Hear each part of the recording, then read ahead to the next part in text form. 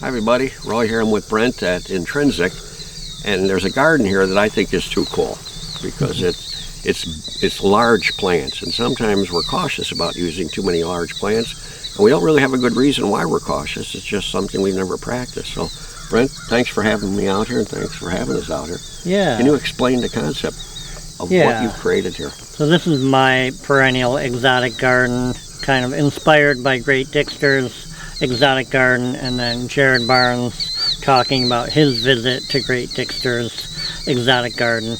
And Jared's going to be here. Yeah, he'll be here September 26th for our 11th annual Ornamental Grass Day.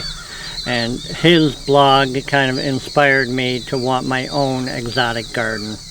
And this is the result, where the bulk of the plants are herbaceous and the bulk of the plants are 5 or more feet tall. And the hoop pot, how did this work out? How do you think Yeah, so this was an old growing area that I was not using, and I decided it was right next to 3 gardens we already had. I figured this was the perfect space to build my next garden. Well, you're playing off what you had. Yeah. And transitioning nicely the tall things into something nobody has that I know of. I don't know anybody with nothing but large plants. And a good ground layer too, because like the sedges we put in, they live in shade, acquired shade, as plants grow, so they know how to live with acquired shade. So I guess the next thing we want to take a walk. Yeah, let's walk. We'll see if we can fit our way through this. And the nice thing I have to say, and Ray Schulenberg at Morton Arboretum brought this up to me, I was putting a walkway in at the Arboretum in 1982, and he wanted the walkway 1 concrete block apart because he wanted the people to be touched by the plants when they walk through the prairie. And I thought, what a sensitive thing to have to be touched. And some people, that's not what they understand just yet. Right. So, well, okay, thank you. So we're entering the garden now, Brent. You want to describe some of the plants you've put in? And we've got this tall daylily, autumn minaret. I got those from Roy a couple of years ago for a job, and we put some in the field, and then for this garden it was the perfect daylily. It's a nice plant. I think it's out of the 20s. Yeah, it's an old cultivar, but still late blooming. Yeah. Height, nice height. Still has value. And next to that is this reseeding what was Gora biennis, and now it's an Onica or something. What is it? Genus? Thank God for botanists. We'd be so bored with the same Latin names over and over again. Right. That's cool. Has it reseeded? Did you plant it and it's reseeded? Yeah, we planted just a handful, and then it's definitely reseeded here and there, but not overly aggressively. And something is eating the leaves, which is probably a good thing. Yeah, it's native. Yeah. And when you sell it, we had that for sale in a container. Nobody bought it because they didn't like the foliage. Yeah, it's tough. It's got a tough habit in a pot. Yeah, it looks. It doesn't look nice. People would like it to be. You'll never see it at Home Depot. Never going to happen at Home Depot. Okay, well. And the Vernonias are seedlings of Altissima Jonesboro Giant, which is normally 12 feet tall. Wow. These are about 7 to 8 feet tall. Is Jonesboro Giant in the trade? Yeah, well, Plant Delight sells it still. Okay. And we have it in our grass garden. What are we gently moving through here? Yeah, so this is Helianthus salicifolius. I like this texture. This one is in bud at about 10 feet tall. And some are 11 or 12 feet tall and just about to bloom yellow. Cool. Great texture and movement in the garden. And it's so, see, the thing about what I like about gardening is there's no end of possibilities. That what the next gardens will be, let them be, and come to know what the, your goals and objectives, and just let loose. You let loose here. This is very cool. We did. Yeah, I like this a lot. And lots of Carex at the edge of the path and hanging over the path. Yeah, we did that the same year you planted, didn't we? Yeah. Yeah. So that was September of 2023 into October. We laid out the Carex October 23. 24, so this is 2 years old. Yep. 2 growing seasons. Yep. Wow. Well, let's keep moving so we can see the other areas. At the very corners there are Helianthus lemon queen, which is a softer yellow. Okay, we're coming Another up to that. older variety. Are these the Boltonias then? That are... Yeah, that one is reseeding everywhere. It's Boltonia decurrens. Oh. And we also have Nally's lime dots out here. Oh, yeah. Doesn't have the one. petals, Yeah, but that was the cool. little... It's rhizomes. It's fed by rhizomes. Okay. It's Nellie's lime dot for you out there. It's a beautiful plant. So the Boltonia you have an action plan for. Yep, we're going to be taking those down to the ground before they go to seed at the end of the season.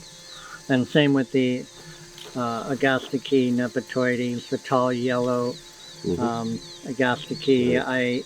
I reseeded those all over the garden last fall, and they're coming up in mats right now, so maybe a little too much. But that's okay. See, once you know what a plant's nature is, which is more than just one or two things, the plant's nature is like all of you out there. The nature of you never ends. It's constantly changing, constantly crawling into new areas. Because I think you're not just living, but we're all growing. And if you continue to grow as you're living, your possibilities are endless for who you want to be and what you want to do. And it's the same with a garden. But you understand we got to prune the Boltonia, because I don't want that to keep doing what it can't help but do. Right. Is seed for it. But then when there's less opportunity for it, it can't take over because it doesn't have any opportunity to create a place for it to be. So eventually you might not have to prune them as much. Right. This will be so thick with other things. Yeah, the ground is really getting covered. So I'm not too worried about the future reseeding. On this end we have a few woody plants. We have Heptacodion and bud and starting to bloom. We have kind of a hedge carrying over from the Dawn Redwood hedge in Trudy and Sonia's garden. And then we have some meadow rose and monkshood. What electrum is this? What meadow rose? So that one is called Splendide. It's a hybrid with Ruffrunianum from Cherry Delabroy in France, and it blooms like this 2 to 3 months. And the flowers are large. Yeah. It's a beautiful plant. You see how it leans into stuff?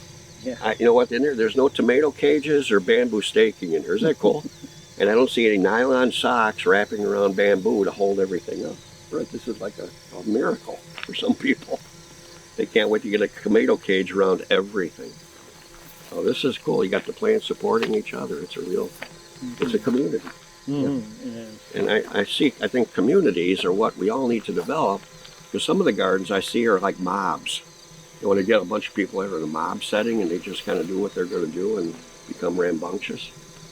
And that's simply because people don't understand or have knowledge of who the plants are when they put them together socially.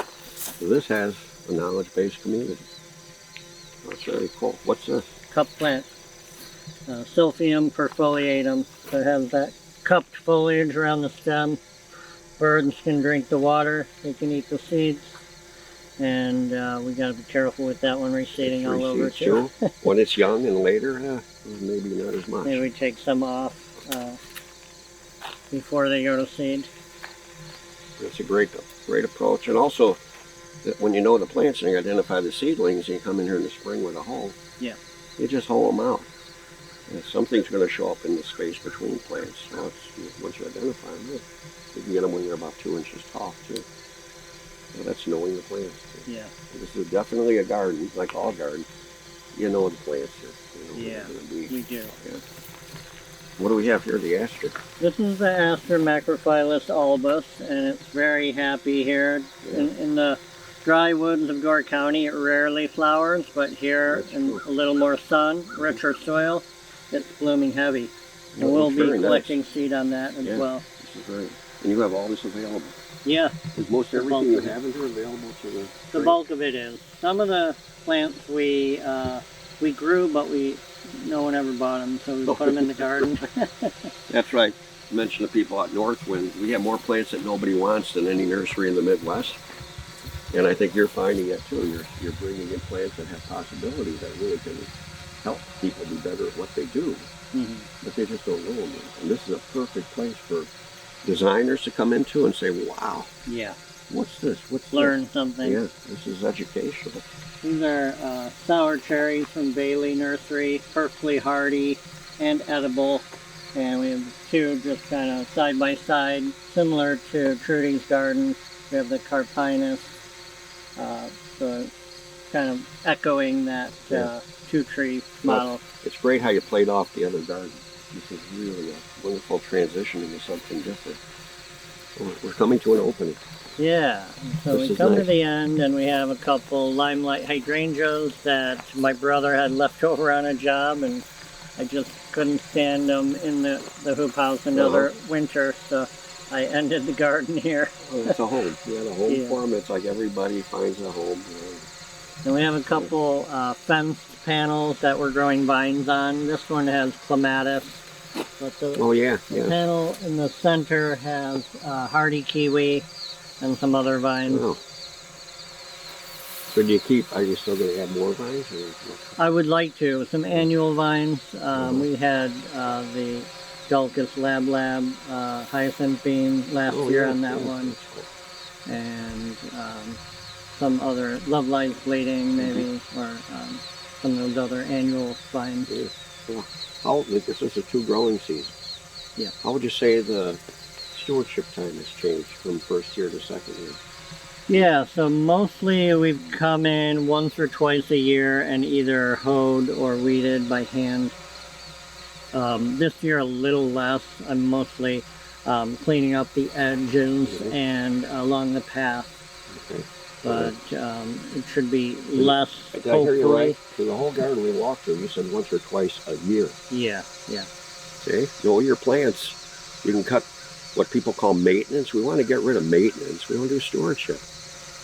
Brent just mentioned this whole garden walkthrough once or twice a year. Yeah. And a little more detail on the walkways.